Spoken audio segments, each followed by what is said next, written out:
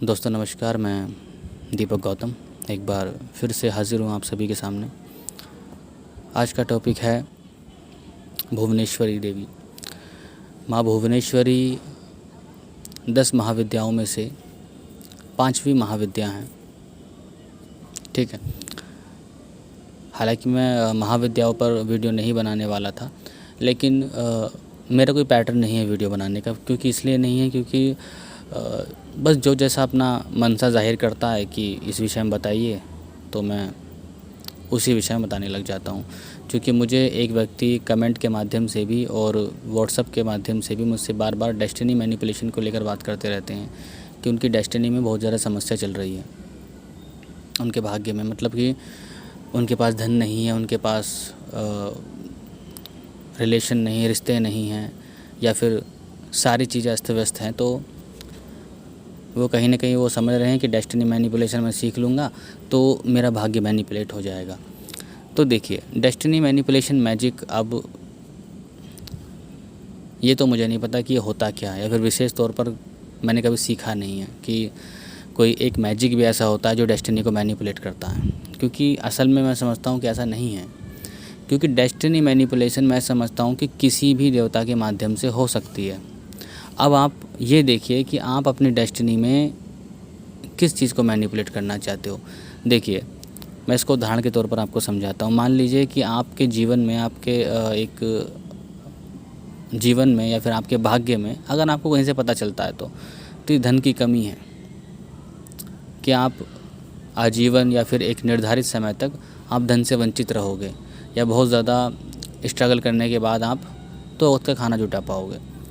तो भाई सीधी सी बात है, लक्ष्मी जी की साधना है, उनसे संबंधित कोई भी साधना आपकी जीवन में वो मैनिपुलेशन कर सकती है। तो अब आप लक्ष्मी जी को ये तो नहीं बोल सकते ना कि डेस्टिनी मैनिपुलेशन का मैजिक है। कोई विशेष मैजिक तो हुआ नहीं है।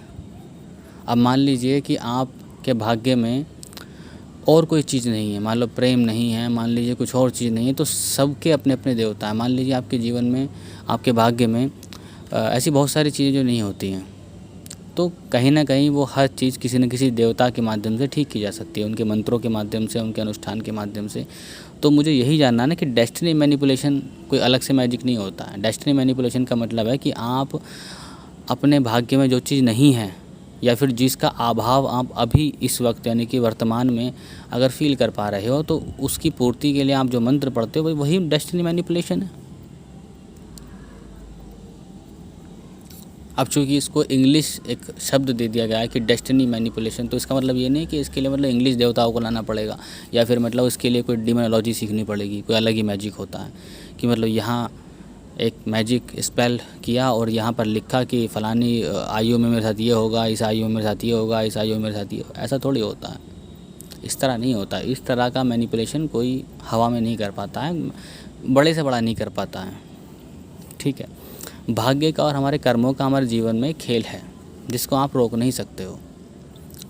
ठीक है, हमारे भाग्य का, हमारे कर्मों का, हमारे एंसेस्टर्स के कर्मों का, हम जिस ब्लड लाइन से आ रहे हैं उनके कर्मों का, उनके अच्छे बुरे दोनों कर्मों का एक बड़ा योगदान होता है हमारे जीवन में। फिर हमारे नक्षत्रों का, हमारे ग्रहों का, ठीक है, बड़ा रोल होता है। हालांकि जैसे मैं पहले भी कहा था कि मैं एस्ट्रोलॉजी नहीं जानता हूँ, और लेकिन फिर भी मैं मानता हूँ कि ग्रह नक्षत्रों का अच्छा खासा एक योगदान होता है आपके जीवन में, उस जीवन को अस्त व्यस्त होने में या फिर एक संपन्न जीवन होने में।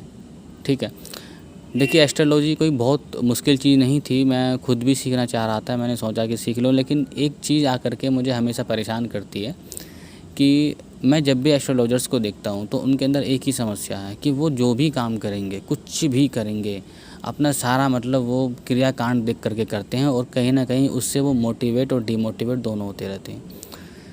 मैं समझता हूँ कि अगर आपको ये पता चल जाए ना कि आपके आने वाले 2 साल आपके किस प्रकार से बीतेंगे, तो वो आपको उलझा सकते हैं। मतलब भविष्य के गर्भ में जो छुपा है उसको जानने में आपको जानना जितना अच्छा लगता है ना, उतना ही वो उलझा भी देता है। तो मुझे कभी इस प्रकार से एस्ट्रोलॉजी या उसकी प्रेडिक्शन वगैरह मुझे अच्छी नहीं लगती हैं, और मैं ना कराता हूँ ना मैंने कभी की हैं। क्योंकि मुझे लगता है, क्योंकि मेरी अपनी धारणा है, इसलिए मैं उस पर नहीं जाता हूँ। कि मैं ये समझता हूँ कि मेरे वर्तमान जीवन में जो भी समस्या है, मैं अपने प्रभु से, अपनी अपने भगवान से, अपने ईश्वर से, या फिर जिनको मानता हूँ, मैं महाकाली को मानता हूँ, भगवान शिव को मानता हूँ, उनके रौद्र स्वरूप को मानता हूँ, ठीक है, तो उनको मैं बोल देता हूँ, या फिर डिमोनोलॉजी में जिनको मैंने किया है उनसे प्रार्थना रख देता हूँ। तो मैं समझता हूँ वहाँ पर काफ़ी हद तक मेरी समस्या का समाधान हो जाता है। कई बार वो 100% हो जाता है, कई बार 100% नहीं हो पाता, लेकिन हर एक समस्या जीवन में कुछ ना कुछ सिखा कर भी तो जाती है। भाई समस्याओं को या किसी भी चीज़ को आप किस स्तर पर देख रहे हो वो आपकी अपनी समस्या है, ठीक है। ये ठीक वैसा ही है कि अगर आपके जीवन में धन का अभाव ना हो ना, तो असल में आप, जैसे हमारे लोकल में बोलते हैं कि दाल आटे का भाव ना पता चलेगा, ठीक है। और वो अभाव, वो समस्या जब आप उसको फेस करते हो तब आप असल में उस दुनिया को देख पाते हो, उस स्तर को देख पाते हो और वहाँ से बहुत कुछ सीख पाते हो, ठीक है।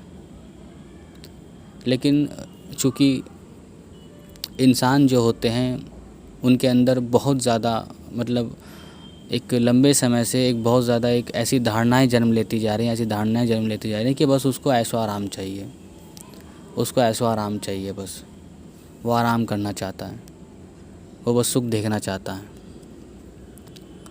आदत पड़ चुकी है। हालांकि आदत आपको सुधारनी पड़ेगी और अपनी पीढ़ी को भी आप यही देकर जाओ, क्योंकि ध्यान रखना कि आप जो आपके अंदर गुण हैं वो आपकी संतानों में ज़रूर होंगे, क्योंकि ब्लड लाइन से वो ऐसे ही चलते हैं, गुण और अवगुण दोनों जाते हैं। तो जीवन में आपके साथ जो समस्याएं चल रही हैं आप उसका निदान ज़रूर कीजिए, उसमें दिक्कत नहीं है, लेकिन उसको कभी नेगेटिव तरीके से मत सोचिए कि आपको ये क्या देकर जा रही हैं। हाँ, आप उससे कुछ सीख सकते हो, कुछ समझ सकते हो। जैसे होता है ना कभी कभी कि एक बुरा वक्त ही आपको बताता है कि सामने वाले की वैल्यू क्या है, या फिर आपके लोगों की नज़रों में वैल्यू क्या है, तो वही चीज़ है। और ये बातें मुझे बताने की ज़रूरत नहीं है, मैं लगभग सभी इस बात को जानते हैं, सभी फील भी करते हैं। तो समस्याएं मतलब आपके जीवन में सुख और दुख दोनों ही आपको कुछ ना कुछ सिखा कर जाते हैं। तो मेरे हिसाब से सुख दुख का इतना खास मैं प्रभाव नहीं मानता हूँ जीवन में। हाँ, ये मैं समझता हूँ कि जब इंसान हर चीज़ से परेशान हो जाता है तो भाई दुख तो खैर होता है, पीड़ा भी होती है, ठीक है। तो आज की वीडियो का पूरा जो एक अर्थ है यही है कि सुख और दुख सिर्फ एक अवस्था है, और इस अवस्था में आप कभी व्याकुल मत होइए। और डेस्टिनी मैनिपुलेशन कुछ और नहीं, सिर्फ आपके जीवन में होने वाले अभाव को दूर करना ही है, चाहे वो किसी भी प्रकार से हो, ठीक है। बाकी आपके जीवन आपके हाथ में ही होता है, ठीक है। भले ही आपके भाग्य में सुख और दुख हो, लेकिन उस सुख दुख के उस टाइम पीरियड के अंदर जो आप कर्म कर रहे होते हो, जो भी कर रहे होते हो, ये आप ही के द्वारा किए जाते हैं, ठीक है। इसमें आपको कोई मैजिक करने की ज़रूरत नहीं है कि मैजिक करके मैं ये मैनिपुलेट कर पाऊँगा, नहीं। ये आप खुद से कर सकते हो, अपनी संकल्प शक्ति से, या अपनी भक्ति से, अपने तपोबल से, ठीक है। खुद ही कर सकते हो। और जैसे कि मैंने उदाहरण दिया था कि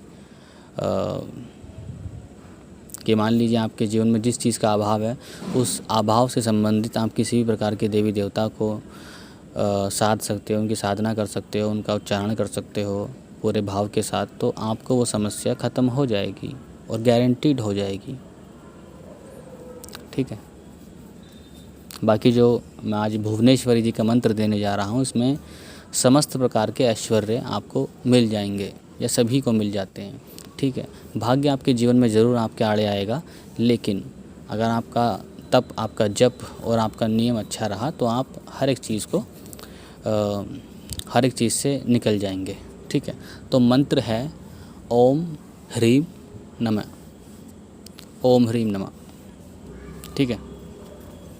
ह्रीम बीज जो मंत्र होता है ये सिर्फ बीज मंत्र है, और ये जो मंत्र है बहुत बहुत प्रभावशाली है।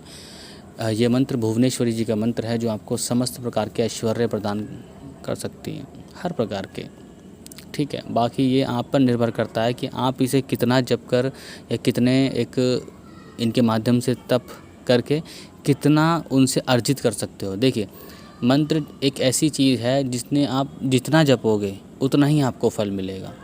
कभी मंत्र ऐसी चीज़ नहीं है कि आप उस मंत्र के माध्यम से, मतलब आपने एक बार पढ़ा तो आपको समस्त ऐश्वर्य मिल जाएंगे, समस्त सिद्धियाँ मिल जाएंगी, ठीक है। तो फिर मतलब ये लाखों जप का कोई अपना मतलब कोई महत्व ही नहीं है, ठीक है। तो जप को इसी प्रकार से देखिए कि जितना आप उसको जपोगे उतना ही आपको मिलेगा। ये बात ध्यान में रखिएगा कि जितना आप उसको जपोगे, जितना आप उसको धारण करोगे, अंदर से जपोगे, उतना ही आपको मिलेगा। और ये अकाट्य सत्य है। ठीक है। तो मुख्यतः यही है कि इस मंत्र के माध्यम से हर प्रकार के ऐश्वर्य मिल जाएंगे, आपको मिलने लग जाते हैं अगर भुवनेश्वरी जी की कृपा रहती है। और भुवनेश्वरी जी की संपूर्ण साधना अगर आप करना चाहते हो तो आप मुझे बता सकते हो, मैं आपको संपूर्ण साधना करा दूंगा, जिसमें आपको पूरी तरह से मैं आपको बताऊं कि सात्विक साधना है और सात्विक प्रकार से आपको रहना पड़ेगा, सात्विक प्रकार से ही सारी चीज़ें करनी होंगी, ब्रह्मचर्य का पालन करना होगा, लेकिन उस प्रकार से नहीं जिस प्रकार से बताया जाता है। ठीक है। मतलब ब्रह्मचर्य जैसे मैंने बताया कि जितना ज़्यादा पालन करो उतना ज़्यादा अच्छा होता है, लेकिन आप उस प्रकृति को रोक भी नहीं सकते हो। ठीक है। तो सात्विक साधना है, किसी प्रकार के जो तामसिक भोजन है उसका प्रयोग नहीं कर सकते हो। अगर जो मंत्र मैं बता रहा हूँ उसका प्रयोग आप करोगे, प्रयोग से मेरा मतलब ये जपना सिर्फ। ठीक है। तो इस मंत्र के माध्यम से आपकी भी सारी समस्या खत्म होने लग जाएंगे। लेकिन मैं यही कहूँगा कि आप जितना हो सके सात्विक रहिए, तो आपके जीवन में इसका प्रभाव और ज़्यादा होगा। लेकिन अगर आप फिर भी, चूँकि हर प्रकार के लोग होते हैं, कुछ लोग ऐसी तामसिक चीज़ों का सेवन करते हैं, तो उस कंडीशन में यही कीजिए कि जिस दिन आप ये सब करें उस दिन हो सके तो मंत्र ना पढ़ें। ठीक है। और अन्य दिन आप जब इन चीज़ों का सेवन नहीं करते हैं तो आप इन मंत्रों को पढ़ करके, इस मंत्रों कोई विधान नहीं है कि आप इस मंत्र को आप चाहो तो बैठ करके माला पे जप सकते हो, दीपक लगा के जप सकते हो, या फिर मानसिक जप भी कर सकते हो। लेकिन जैसे मैंने कहा कि पवित्र होकर ही, ठीक है, पवित्र होकर ही जप सकते हो। ऐसा नहीं है कि आप और कि मतलब आप गंदे हो, शरीर से गंदे हो, ठीक है, तो आप उसे जप रहे हो। गंदे से मेरा मतलब है मुख्यतः क्या होता है कि जब आप मैथुन कर लेते हो, मैं थोड़ा हिंदी शब्द का यूज़ करूँगा, ठीक है, जब आपका स्खलन हो जाता है स्त्री या पुरुष तो इंसान गंदा माना जाता है। उसके बाद नहाने के बाद ही वो पवित्र होगा, ये बात ध्यान रखिएगा। मुख्यतः जो पवित्रता की परिभाषा यही है। भले आप नहाए नहीं हैं, क्योंकि हर प्रकार का मौसम होता है, हर जगह कहीं ठंड होती है, कहीं गर्मी होती है, कहीं कुछ और होती है, तो वो मुख्य चीज़ नहीं है। लेकिन जब आपका स्खलन हो जाता है तो आप गंदे ही माने जाते हो। और महिलाओं में जो एक मंथली जो पीरियड्स का जो समय होता है उसमें महिला जो है अपवित्र मानी जाती है। लेकिन उस कंडीशन में भी कुछ साधनाएं की जा सकती, कुछ साधनाएं नहीं की जा सकती। ठीक है। लेकिन कुल मिलाकर के एक हमारे समाज में धारणा है कि बिल्कुल नहीं कर सकते हो। तो मैं समझता हूँ कि वो धारणा इतनी मजबूत हो चुकी है कि इंसान करने से ज़्यादा उस पर मतलब ज़्यादा ध्यान वही रहेगा कि पता नहीं अहित ना हो जाए, अहित ना हो जाए। तो मैं समझता हूँ कि उस कंडीशन में आप मंत्र मत पढ़ो, क्योंकि वहम से ज़्यादा अगर आप वहम करने लगे तो फिर आपकी साधना कोई लाभ नहीं है, आपके मंत्र का कोई लाभ नहीं है। ठीक है। और जैसे मैंने कहा कि कुछ साधनाएं की जा सकती, कुछ नहीं की जा सकती। कुछ से मेरा मतलब है जो पूरी तरह सात्विक साधनाएं हैं उनको नहीं की जा सकती उस टाइम पीरियड में। और जितनी भी थोड़ी उग्र तामसिक टाइप की साधनाएं हैं वो किसी भी कंडीशन में कर सकते हैं। कई बार तो कुछ साधनाएं ऐसी होती हैं कि आप भले ही आप स्खलन की अवस्था में हो, स्खलन कर चुके, तब भी आप कर सकते हो। ठीक है। वो थोड़ा मार्ग बदल जाता है। ठीक है। तो यही है, भुवनेश्वर जी का ये मंत्र अपने आप में बहुत चमत्कारी मंत्र है। आप इसको मानसिक जप कर सकते हो, माला पे जप सकते हो। और सबसे बड़ी चीज़ की ध्यान रखिएगा कि कोई भी मंत्र सिर्फ जपना मायने नहीं रखता, उसको धारण कीजिए अंदर से। और जिस दिन आप धारण करके अंदर से जपने लग गए ना, अंदर से मेरा मतलब है कि इसे मैं एक्सप्लेन नहीं कर पाऊँगा, लेकिन ये समझिए कि अगर आप मेरी बात समझ पा रहे हो, अगर अंदर से आप उसे जप करते हो और आप ये यकीन करके फिर विश्वास करके आप जपते हो कि आप जो कर रहे हो ये होगा ही होगा, तो ध्यान रखिएगा कि कोई इस दुनिया में पैदा नहीं हुआ, ना किस्मत, ना ग्रह नक्षत्र, ना देवता, ना देवी, कि आपके कार्य को रोक पाए। ठीक है। तो यही है कि मंत्रों को धारण कीजिए, अंदर से धारण कीजिए, तब जपिए। तो इस मंत्र को आप किसी प्रकार से कर सकते हो। जैसे मैंने कहा कि बस पवित्र होकर इस मंत्र को जपना है, चाहे मानसिक जप करना हो, चाहे फिर आप अपने मंदिर में बैठ करके फ़ोटो रख करके जपना हो। और अगर आप इसकी पूरी तरह साधना करना चाहते हो तो साधना लंबी होती है, कोई 21, 11, 15 दिन वाले ना आए, क्योंकि वो साधना ऐसे नहीं होती है। लेकिन हाँ, ये साधना इतनी प्रभावशाली है कि पूरा जीवन, एक नहीं बल्कि हमारे कई जीवनों को बदल देती हैं। ठीक है, खैर आज के लिए इतना ही। नमस्कार, धन्यवाद।